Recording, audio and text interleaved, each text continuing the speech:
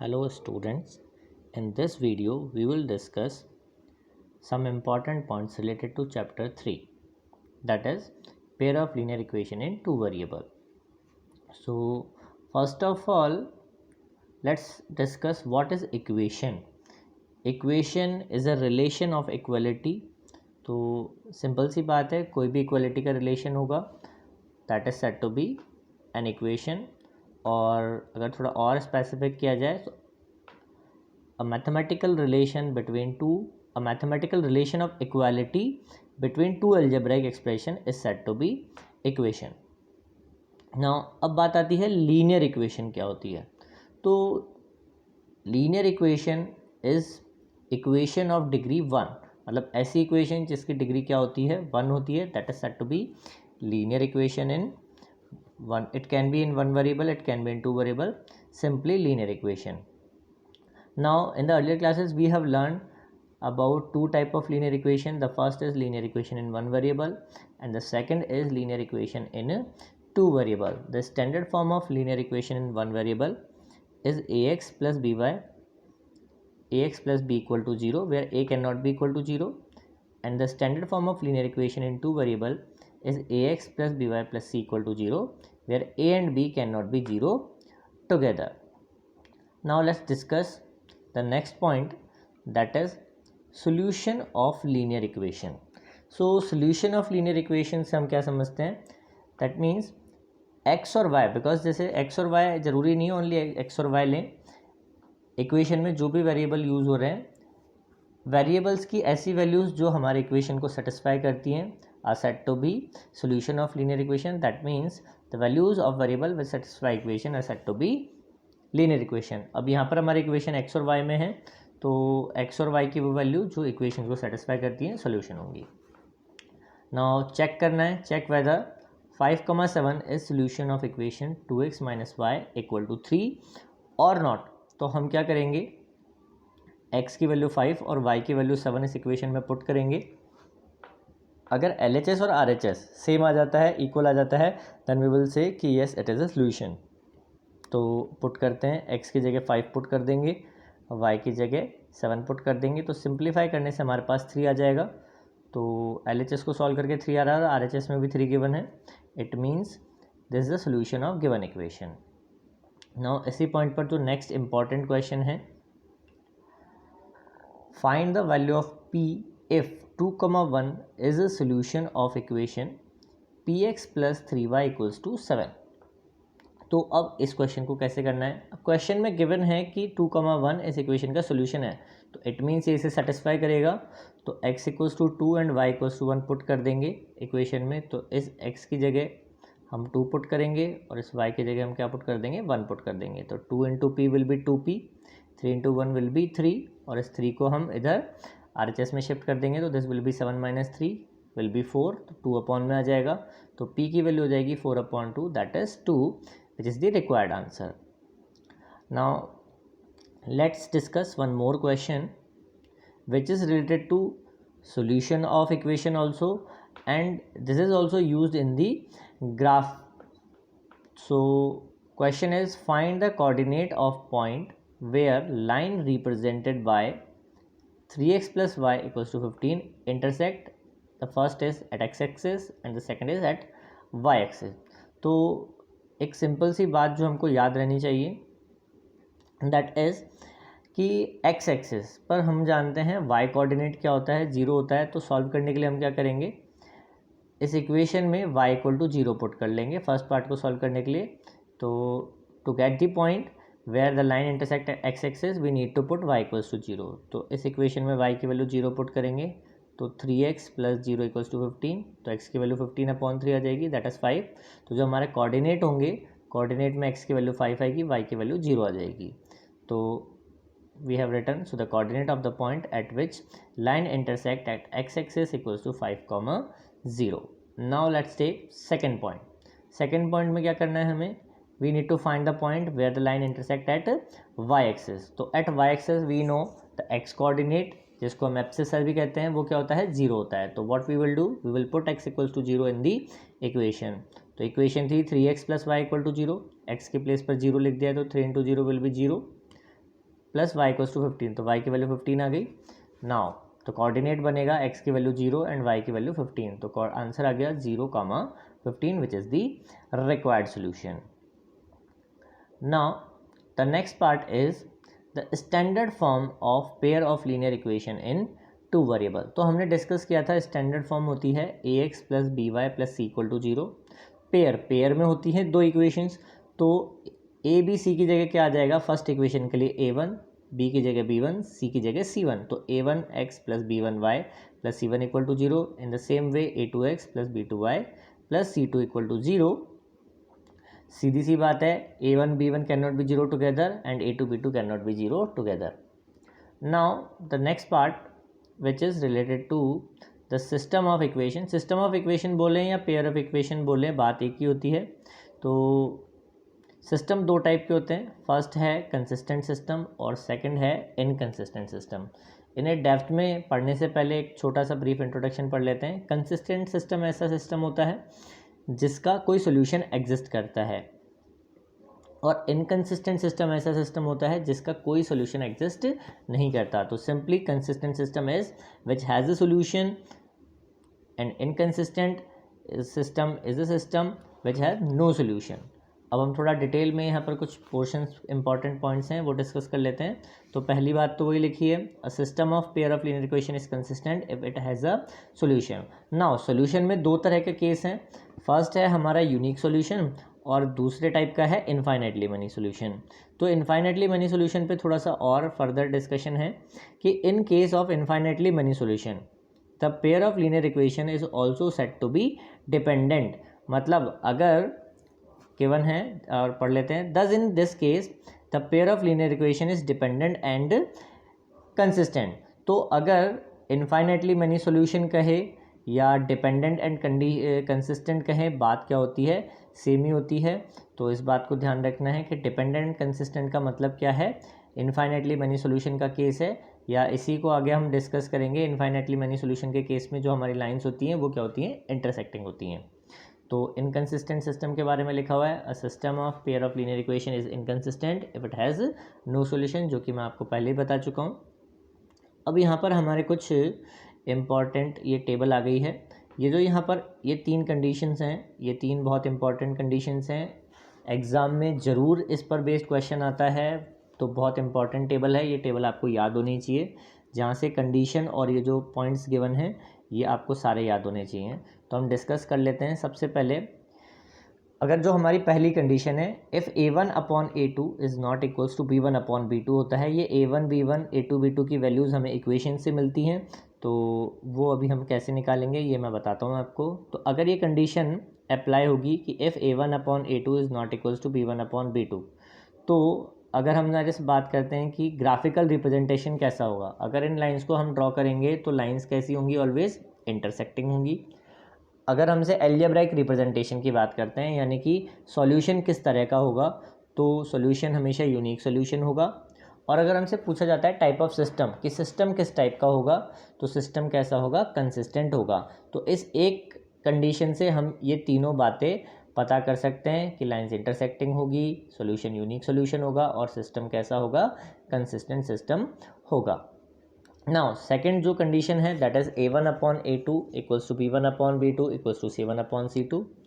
तो इस केस में अगर आप लाइंस ड्रॉ करेंगे, जब ग्राफ ड्रॉ करेंगे, तो लाइंस हमेशा कैसी होंगी, कोइंसिडेंट लाइंस होंगी। अगर हमसे सॉल्यूशंस के बारे में पूछा जाता है तो सॉल्यूशन कैसे होंगे, इनफाइनाइटली मैनी सॉल्यूशन एग्जिस्ट करते होंगे, इसी को मैनी सॉल्यूशन भी कहते हैं। और जो कंसिस्टेंट सिस्टम जो होगा वो किस तरह का होगा, कंसिस्टेंट सिस्टम होगा। फिर बात आती है थर्ड कंडीशन की। In the third condition the is a1 upon a2 equals to b1 upon b2 is not equals to c1 upon c2। इस केस में जो ग्राफिकल रिप्रेजेंटेशन होगा, तो when we will draw the lines will be always parallel. And अगर हम बात करते हैं, अगर आप इनका सोल्यूशन फाइंड करना चाहते हैं, तो ऐसे सिस्टम का कोई सोल्यूशन नहीं होता, that means there is no solution. और बिकॉज सोल्यूशन नहीं होता, ऐसे ही सिस्टम को हम क्या कहते हैं, इनकंसिस्टेंट। तो सिस्टम जो होगा वो इनकंसिस्टेंट होगा।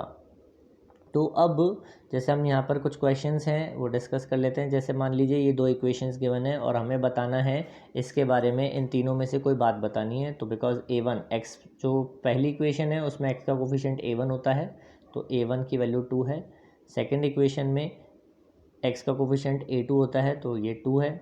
b1 b2, y का कोफिशिएंट b1 होगा, और जो रिमेनिंग कांस्टेंट टर्म है उसको आप पहले इक्वल टू में शिफ्ट करेंगे।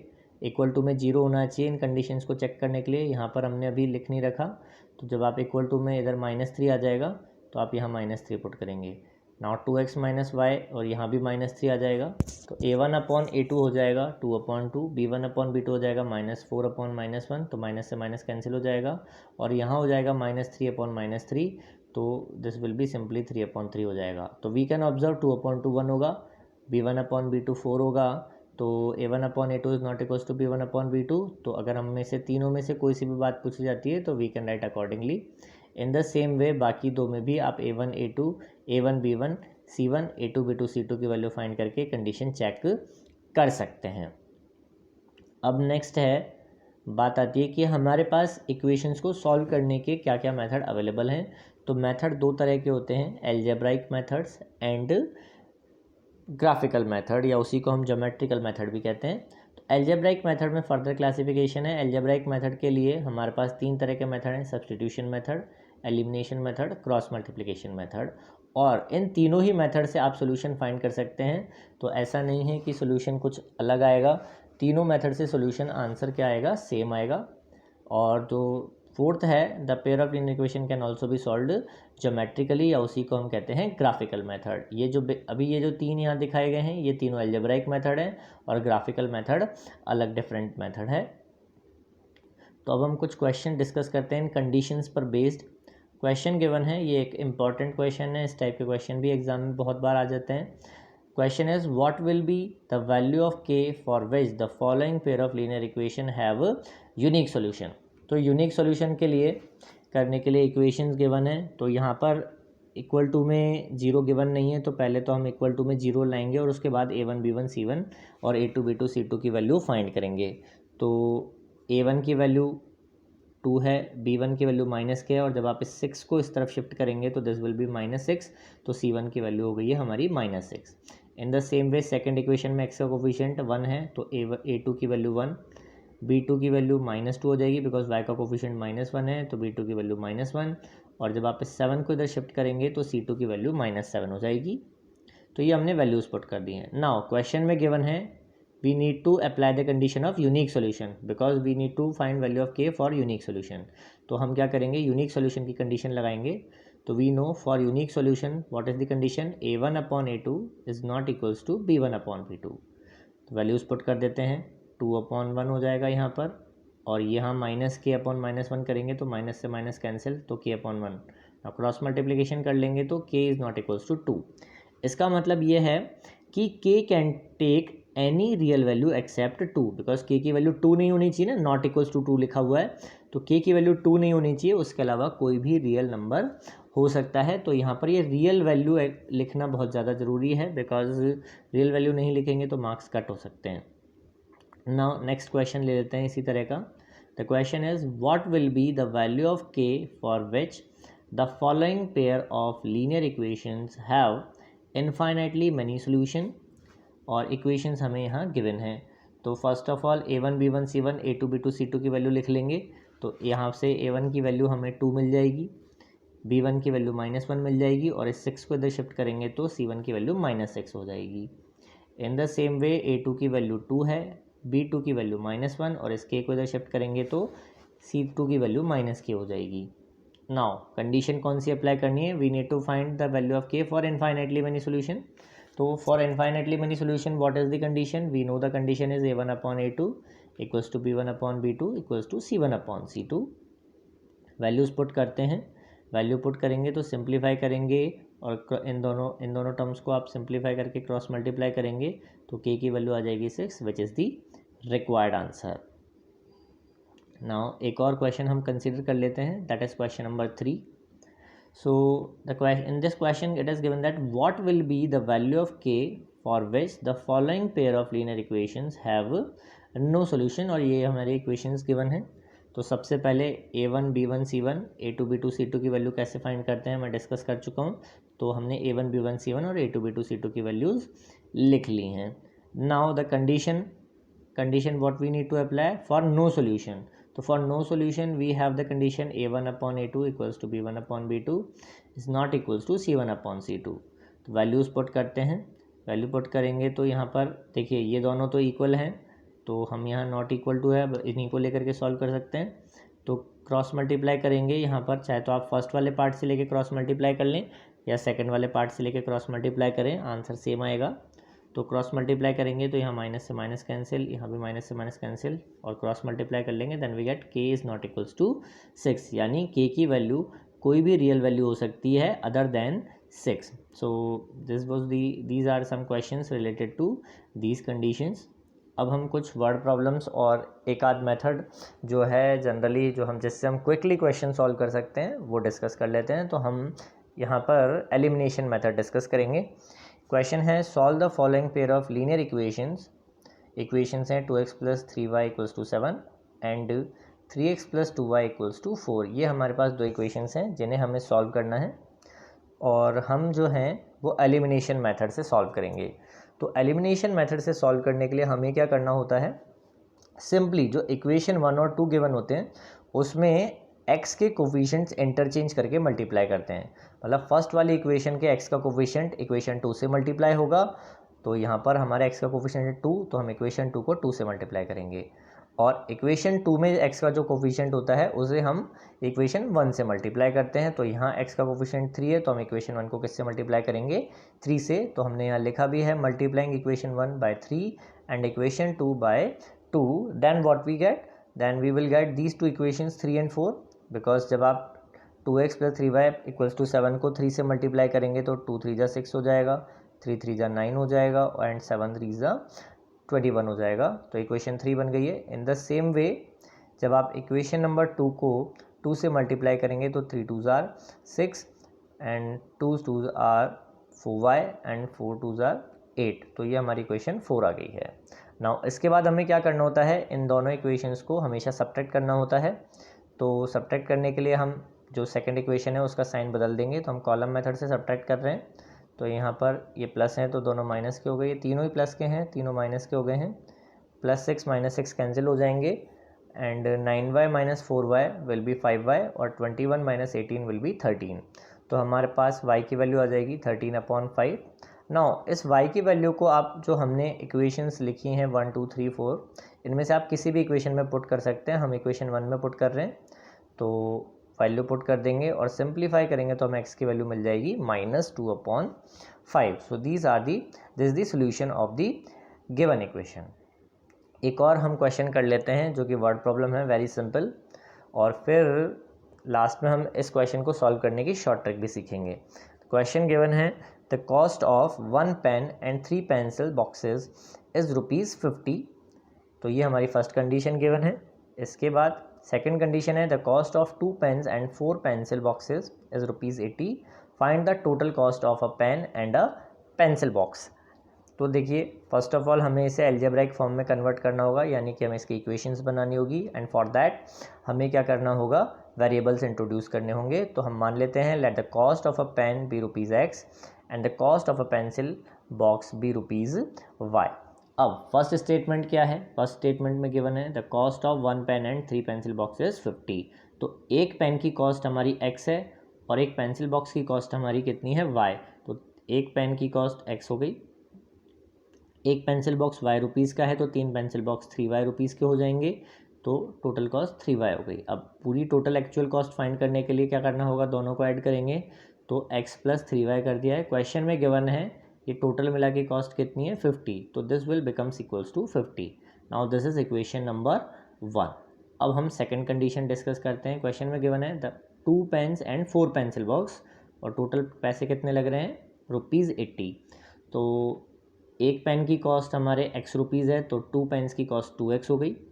नाउ एक पेंसिल बॉक्स की कॉस्ट ₹Y है तो 4 पेंसिल बॉक्स की कॉस्ट कितनी हो गई, हमारे ₹4y हो गई।